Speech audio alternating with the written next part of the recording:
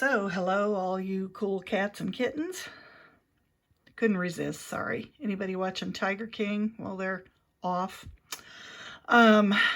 We are going to start chapter 6, which is concerning antivirals and antiretrovirals, which sound a lot alike, but are not. So, we're going to be talking about viral illnesses and meds for HIV. And of course, viral illness is all we're thinking about right now, so you'd think that they could find an antiviral that would help coronavirus, but so far nobody's really suggested any of those. So we'll be talking about antivirals and antiretrovirals in your textbook. This is covered in pages 93 to 105, so it's a very quick chapter. And in your ATI book, it's chapter 42 that covers HIV meds and antivirals. And once again, I'm sorry for the bouncing around. I don't have any place to rest my phone this time since I'm not in my office. So let's move on and see what we're going to talk about. So we're going to be talking about pathophysiology of viruses and retroviruses, which are slightly different. We're going to be talking about medications for herpes, for flu, cytomegalovirus, RSV, and then we're going to talk somewhat about hepatitis B and C before we get into talking about meds for HIV infection. And there are a bunch of these, so we're not even going to talk about them right now. We'll wait until we actually get into the meat of the chapter. But you can see that we use antiviral medications to decrease the symptoms of a viral infection. Unlike antibiotics, which actually work on some aspect of the bacteria itself, either the cell wall or its ability to use protein or its ability to use folic acid, antivirals can't just kill a virus. What they do is work to stop the virus from replicating.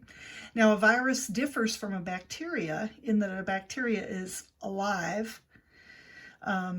It's a one-celled organism, whereas a virus is a particle that really can't do anything until it occupies a cell. And it has to get into the cell. It has to hijack the cell's own equipment and replication material before it can work by itself. And it takes that cell, takes over the cell, and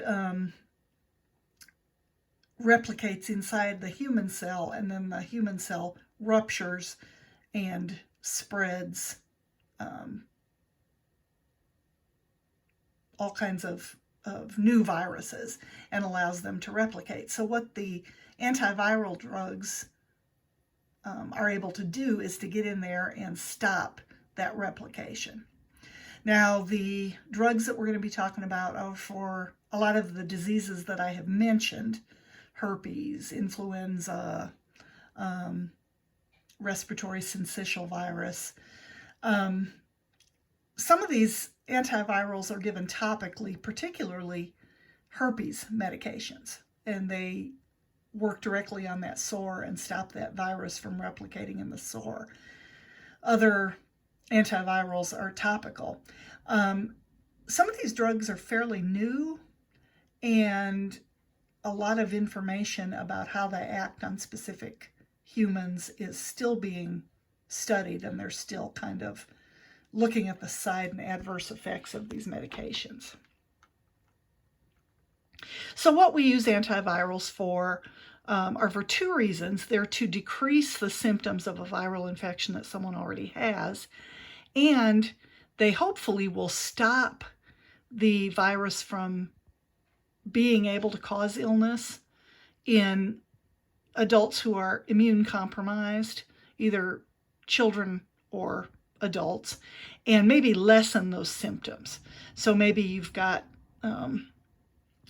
a child or an adult who's got a medical condition that causes their immune system to be at a disadvantage, and if they know they've been exposed to something, they can start taking it, and it will either hopefully prevent the virus from causing illness or make the symptoms less severe. Now, when it comes to the different antivirals that we're going to be talking about, we have to remember that the medications do not cure. They're not antibiotics. They don't kill the virus. They just make it unable to replicate. We have to follow specific instructions when it comes to these medications, just like all the others. You want to let your doctor know about any adverse reactions you have, and to warn people that if they are immune compromised, they need to be taking these medications with liquids that are not also going to cause them infection. So if there are people in areas that have unsafe water supplies, they should drink bottled water only to prevent them from getting an amoebic or protozoal illness on top of the virus that they're trying to fight. And so whenever you've got anyone who's immune compromised, such as HIV, or somebody who is on medications after an organ transplant, they have to be very, very careful about the foods and the beverages they drink too, because they can get other illnesses on top of a viral illness. All right, so let's talk a little bit about the flu. The flu was getting lots and lots of attention this year because it was a particularly bad flu season. And then it was sort of eclipsed by the whole COVID-19 thing. But influenza, which is a respiratory disease, not a GI bug. So when you hear people say, oh, I've got a really bad stomach flu, no, they don't. They've got gastroenteritis. They've got a viral illness probably, but it is affecting their GI tract. It's not the flu. Influenza, in all its various strains, is a respiratory illness, and it can be a deadly respiratory illness, as we see every year when flu season comes around. And we have immunizations for these, but of course they have to be changed and tweaked every year because the virus mutates, and it mutates pretty rapidly. The influenza infection that people are getting starting in about October is not the same influenza infection that they're going to be getting the following spring in March. It mutates, it changes, and that's why new flu vaccines have to be developed every year.